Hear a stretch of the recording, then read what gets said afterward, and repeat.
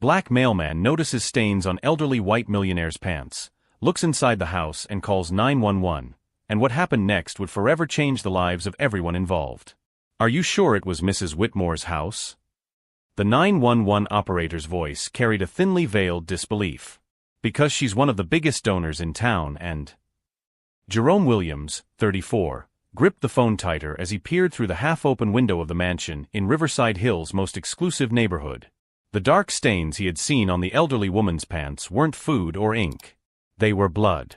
And the smell. God, that smell. Yes, ma'am. I need you to send an ambulance to 1847 Maple Street. Now. His voice maintained the professional calm he had developed over 12 years of delivering mail in that neighborhood, where suspicious glances followed him as if he were an intruder disguised as a postal worker. 3 weeks earlier, Jerome had noticed that Mrs. Margaret Whitmore's mail was piling up. The 78-year-old woman, heir to a fortune built on plantations in the last century and now a philanthropist in name only, always insisted on collecting her letters personally. To make sure you're not stealing anything, she had once said, smiling in a way that didn't reach her eyes. But Jerome was different from the other mail carriers who had passed through there. Raised in the poor part of town, the son of a nurse who worked for 20 years caring for neglected elderly people, he recognized the signs when something was wrong. And now, watching Margaret Whitmore stumble over her own furniture as she tried to hide the stains on her clothes, Jerome knew he was dealing with something much worse than a simple fall. You have to understand, the attendant continued, that we're talking about a very respected family. Maybe it would be better to call her private doctor. Jerome closed his eyes for a moment. It was always like this. When it came to people like Margaret Whitmore, rich, white, influential, even the emergency services hesitated. But when it was someone from his community, the sirens arrived in minutes, ready to arrest before they helped. Listen, ma'am. I'm looking at a person in critical condition. If you don't send help now, I'm going to call every newspaper in town and explain how 911 refused to help someone because she's too rich to need help. The silence on the other end of the line was telling. Finally, an ambulance is on its way. Jerome hung up and went back to watching through the window. Margaret had disappeared deeper into the house, but he could hear the sounds of something being dragged. His mailman's mind, trained to notice details that others overlooked, began to piece together a puzzle far more sinister than he had initially imagined. What Jerome didn't know yet was that this call to 911 would not only save a life, it would expose a web of corruption and negligence that reached the highest echelons of the city. And at the center of it all, a truth that would make Jerome question everything he thought he knew about justice, privilege, and the power of one simple person to change an entire system. If you're enjoying discovering how a simple mail delivery can reveal a city's darkest secrets, be sure to subscribe to the channel, because what Jerome was about to discover in that mansion would turn the seemingly ordinary mailman into the man most feared by the powerful of Riverside Hills. The sirens arrived 17 minutes later, enough time for Jerome to observe 3 more neighbors peeking through their curtains, clearly more concerned with the presence of a suspicious black man than with a medical emergency unfolding. A trip that would take only 5 minutes in any other neighborhood in the city. Did you make the call? The chief paramedic, a chubby man in his 50s, looked Jerome up and down with that expression he knew all too well. Are you sure you're not exaggerating? Sometimes people in your profession tend to misinterpret certain situations. Jerome took a deep breath, counting to 3 in his head, a technique his mother, Dorothy, had taught him when he was a child and faced teachers who didn't understand why a kid from the suburbs knew so much about literature. The lady has been in there for at least 3 weeks without proper medical care. There's blood on her clothes and clear signs of medical neglect. The second, younger paramedic headed toward the front door while making low comments to his colleague about mail carriers who think they're detectives. Jerome pretended not to hear, but his fists clenched involuntarily inside his uniform pockets. When they finally entered the mansion, the smell hit them like a solid wall. Margaret Whitmore was lying on the living room floor, surrounded by piles of expired medications, dirty bandages, and clear evidence that she had been unable to care for herself for weeks. Her condition was even worse than Jerome had imagined. "My God," murmured the younger paramedic, immediately switching into professional mode. How did she get to this point? As the paramedics worked, Jerome noticed something the others didn't: an open folder on the coffee table, containing medical documents and correspondence that appeared to have been reviewed recently. His mailman's mind, trained to memorize addresses and patterns, automatically registered names and dates. Dr. Richard Pemberton, Private Geriatrician. Riverside Hills Medical Group. The letters were dated 2 months ago, all marked urgent and needs immediate follow-up. Letters that Jerome had delivered personally and that clearly never resulted in medical care. "Hey, mailman," called the lead paramedic, already carrying Margaret on a stretcher. "You can leave now. We'll take care of it from here." But Jerome didn't move. At 34, the son of a nurse who had spent 2 decades reporting medical negligence against poor elderly people only to be fired for causing trouble, he recognized a pattern when he saw one. Margaret Whitmore wasn't just an elderly woman who had neglected herself. She was a patient abandoned by a system that considered her more valuable dead than alive. "Excuse me," Jerome said, approaching the chief paramedic. "Are you going to investigate why her medical care was discontinued? I've delivered at least a dozen letters from her doctor in the last 2 months." The man stopped and looked at Jerome with growing irritation. "Listen here, kid. I don't know what kind of game you're playing, but this lady is Margaret Whitmore. She has more money for medical care than you'll ever see in your entire life. If she wasn't getting treatment, she must have her reasons." Jerome felt that familiar burning in his stomach, the same feeling he had felt at 15 when he discovered that his mother Dorothy had been fired from a hospital not for incompetence, but for systematically documenting how black and poor patients received inferior care. The same feeling he had when he realized his mother would never get a job at any hospital in the city again because she had been labeled problematic. Her reasons. Jerome repeated, his voice maintaining the professional calm he had perfected. "You can't even stand up. What reasons would she have for refusing medical care?" The paramedic approached, lowering his voice to a threatening tone. "Look, kid. I don't know what you're trying to prove here, but I suggest you get back to your deliveries and stop sticking your nose where it doesn't belong. This isn't a neighborhood where people like you should be asking too many questions." It was at that moment that Jerome knew he had stumbled upon something much bigger than simple medical negligence. The excessive defensiveness, the rush to remove him from the scene, the insistence that Margaret had chosen to abandon treatment, it all pointed to a system functioning exactly as it was designed. Jerome watched the ambulance drive away, carrying Margaret to a hospital where, he suspected, she would receive the minimum care necessary to keep her alive, but not necessarily healthy. Meanwhile, he stood at the entrance to the mansion, his mind working like that of a born investigator.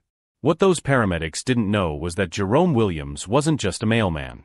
He was the son of Dorothy Williams, the nurse who had been silenced for exposing the very kind of medical corruption he was now witnessing. And unlike his mother, who had fought alone against an entire system, Jerome had something she never had: access to 12 years of correspondence from all the wealthy families in Riverside Hills.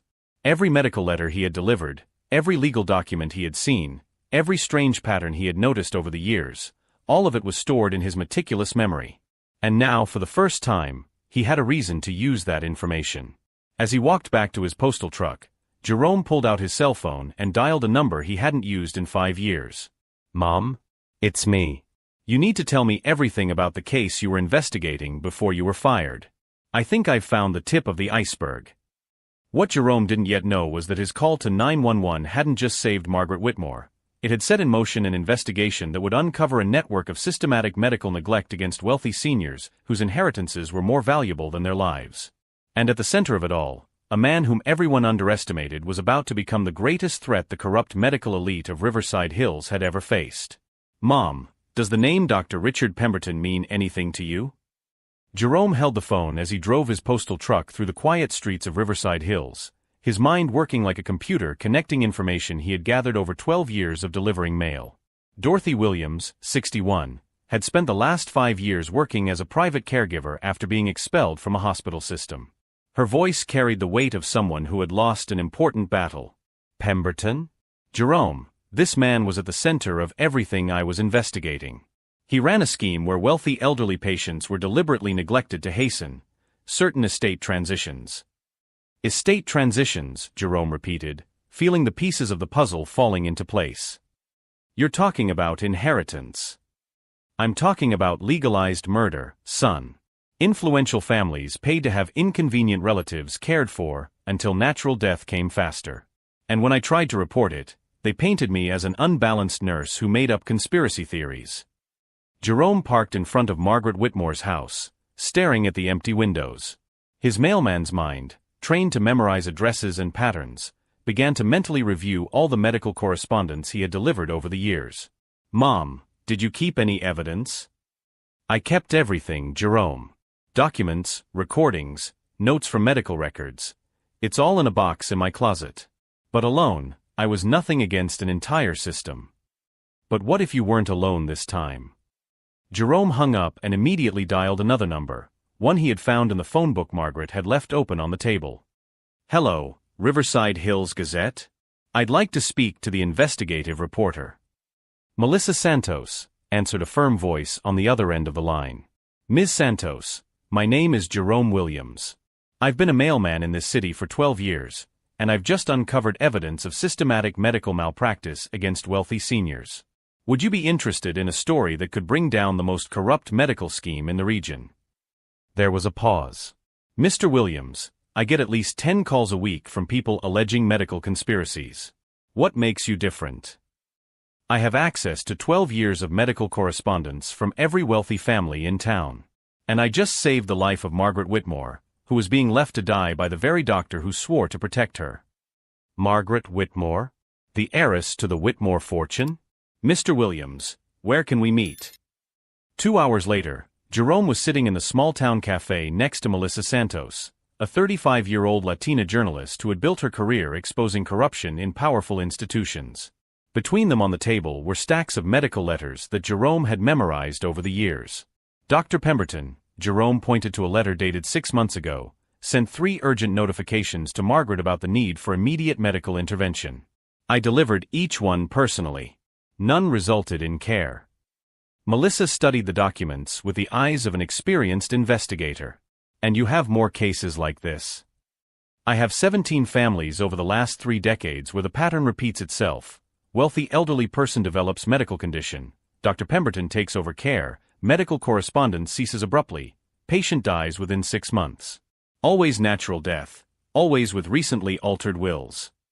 "Jerome," Melissa said, her voice low but intense, "you're describing a serial murder scheme disguised as geriatric care."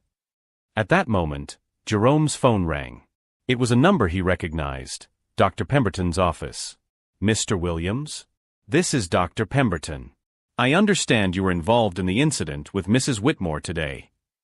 Jerome signaled Melissa to activate the recorder on his cell phone. "Yes, doctor. Fortunately, we were able to help in time." "Look," Dr. Pemberton's voice carried a thinly veiled arrogance, "I understand that people in your profession sometimes get too involved with their clients. But I would like you to know that Mrs. Whitmore was under my specialized care. Your interference may have done more harm than good." "Harm?" Jerome kept his voice calm. "She was dehydrated, malnourished, and bleeding. What kind of specialized care includes medical neglect?" "Listen here, young man," Dr. Pemberton's mask of civility began to slip. "I don't know what game you're playing, but I suggest you go back to delivering mail and leave medicine to the qualified professionals. People like you don't understand the complexities of geriatric care." Jerome looked at Melissa, who was furiously writing down every word. "Doctor, are you suggesting that I should have ignored a person in critical condition?" "I'm suggesting that you don't meddle in matters you don't understand. The Whitmore family is very influential, and they are not happy when unsuitable people get involved in their private affairs." The call ended with an abrupt click. Jerome and Melissa looked at each other in silence for a moment. "Jerome," Melissa said finally, "that man just threatened you and confirmed medical malpractice on a recorded call. He's too arrogant to realize he just dug his own grave." "That's exactly what my mother said would happen," Jerome smiled for the first time in hours. "They're so used to no one questioning their authority that they can't imagine someone like me could pose a real threat." Melissa leaned forward. "Jerome, I need you to understand something. If we're right about this, we're not just dealing with a corrupt doctor. We're talking about a scheme involving hospitals, notaries, maybe even judges. These people have enough power to destroy lives." "They've already destroyed lives," Jerome replied, thinking of his mother.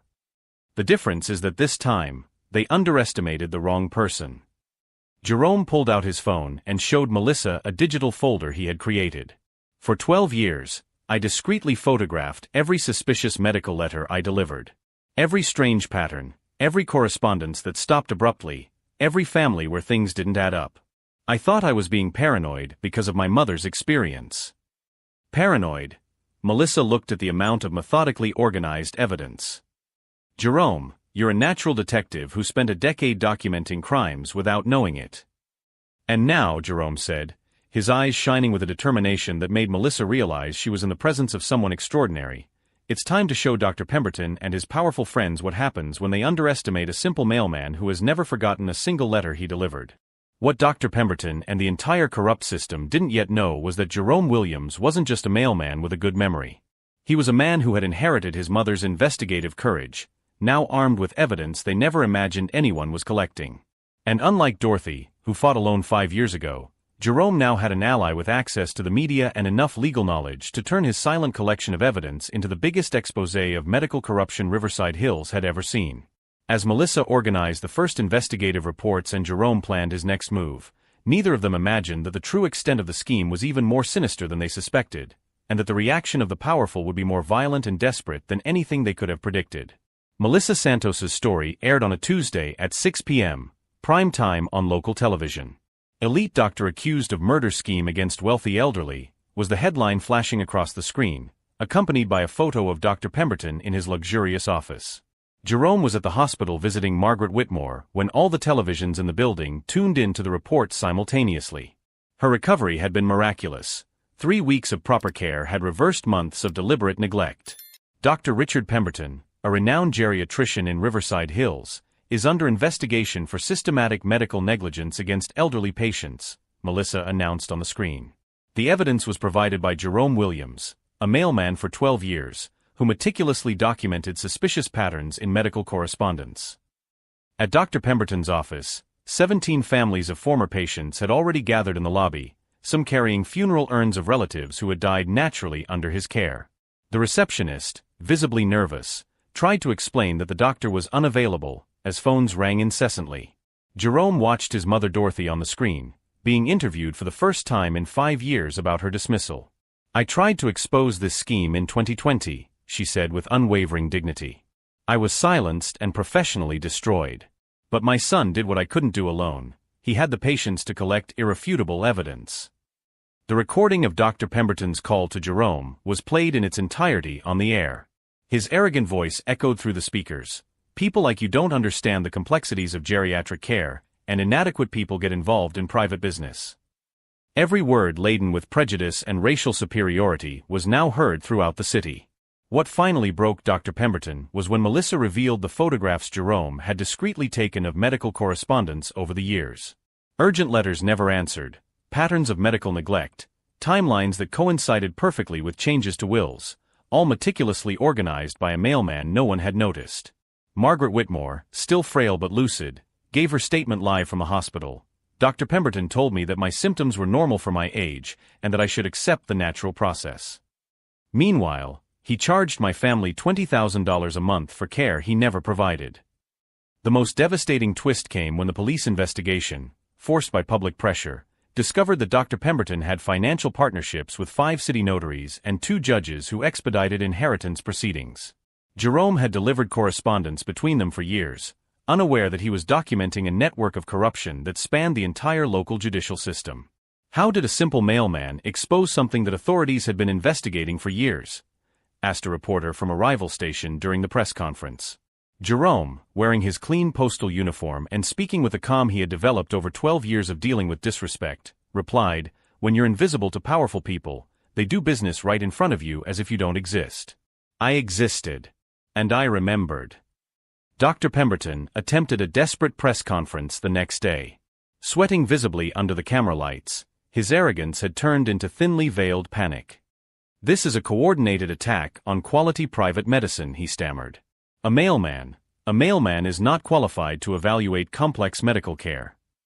"Doctor," interrupted a reporter, "how do you explain 17 families with identical patterns of medical neglect and accelerated death under your care?" That's coincidence. Geriatric patients have limited life expectancies." "What about the recordings where you threaten Jerome Williams and use clearly discriminatory language?" Dr. Pemberton stood up abruptly, knocking over the microphone. "This interview is over." But the cameras continued to roll as he left the hall, His 40-year reputation destroyed in 40 minutes of questions he couldn't answer. 3 days later, the state medical board suspended his license indefinitely. 5 families filed criminal charges. His 2 partners in the practice announced the dissolution of their partnership. The hospital where he held medical privileges canceled his access. In 1 week, Dr. Richard Pemberton went from being a respected physician to a social pariah investigated for serial murder disguised as medical care. Jerome visited Margaret Whitmore on her last day in the hospital. She had almost fully recovered and planned to sue not only Dr. Pemberton, but the entire system that allowed his negligence. "Jerome," she said, holding his hand with surprising strength, "you saved my life. But more than that, you saved how many other lives this man would have destroyed." "I did nothing but pay attention, Mrs. Whitmore. Sometimes that's all that needs to be done." That night, Jerome received a call from Dorothy. "Son, you did in 3 weeks what I tried to do in 20 years of medical practice. How does it feel to be the postman who brought down an entire system of corruption?" Jerome looked out the window of his modest apartment on the outskirts of town, watching the lights of the wealthy part of the city where he had worked for 12 years as if he were invisible. "I feel like I finally understand why you never gave up fighting, Mom. Some battles are worth every scar." What neither of them could have imagined was that Dr. Pemberton's downfall would be just the first domino in an investigation that would uncover corruption in hospitals, registry offices, and courts across 3 neighboring states. Jerome Williams, the mailman everyone underestimated, had set off a chain reaction that would rewrite the laws of geriatric care across the country. While Dr. Pemberton faced his first night in a prison cell, awaiting trial on 17 counts of manslaughter, Jerome planned his next move, because he had discovered evidence in a box of his mother's old papers of an even bigger scheme involving names that would make Pemberton's downfall seem like just the warm-up for the real spectacle of justice that was to come. 6 months later, Jerome Williams was sitting in the front row of the State University's main auditorium, wearing the first suit of his life. The mayor had just announced his appointment as municipal coordinator for the protection of the elderly, a position created specifically after his investigation revealed the extent of medical corruption in the city. Jerome Williams turned 12 years of silent observation into the biggest reform of the geriatric healthcare system our region has ever witnessed, the mayor told reporters. His dedication saved lives and exposed crimes that had remained hidden for decades. In the audience, Dorothy Williams wept with pride as she watched her son receive the Medal of Civil Merit. Beside her, Margaret Whitmore, now fully recovered and an activist for the rights of the elderly, applauded enthusiastically. Dr. Pemberton, meanwhile, was serving his first week of life imprisonment after being convicted of 17 counts of manslaughter and conspiracy. His medical license had been permanently revoked, his assets confiscated to compensate the victims' families, and his 40-year reputation destroyed in a few months of trial. "Doctor," a reporter had asked during his last interview before sentencing, "what do you have to say about Jerome Williams?" Pemberton, visibly aged and broken, merely muttered, "I underestimated someone I shouldn't have underestimated." The scheme Jerome exposed resulted in the arrest of 12 doctors, 5 judges, and 3 notary public owners in 3 states. His methodology of silent documentation was adopted as an investigative model by the FBI, which hired him as a special consultant. Jerome continued his route as a mail carrier for another 3 months, now greeted with respect by the same neighbors who had previously treated him as invisible. "I'd rather finish what I started," he would say when asked why he didn't quit his job immediately. On his last official delivery, Jerome stopped at Margaret Whitmore's house. "I thought you'd like to receive this in person," he said, handing her a letter from the governor announcing the new Margaret Whitmore Act, which mandated quarterly audits of all private geriatric care facilities in the state. "Jerome," Margaret said, "you didn't just save my life. You taught me that justice has no color, social class, or profession. It only has courage." That night, Jerome called his mother. "Mom, we did it. Not just for Margaret, but for all the elderly who will come after her." "Son," Dorothy replied, "you proved that sometimes the most dangerous person to a corrupt system is the one they consider invisible. The best revenge was to show that your intelligence was always greater than their arrogance." Jerome Williams, the mailman no one noticed, had become the man no one could ignore. Dr. Pemberton tried to destroy a life out of prejudice, but ended up handing Jerome the power to save hundreds of other lives. The real revenge was not just exposing Dr. Pemberton, it was building a legacy of protection that would last for generations, proving that silent knowledge, when transformed into courageous action, can rewrite the rules of an entire society. If this story of transformation and justice touched your heart, subscribe to the channel and leave a comment. Have you ever witnessed injustices that seemed impossible to fight? Jerome taught us that sometimes all it takes is one observant and courageous person to change everything.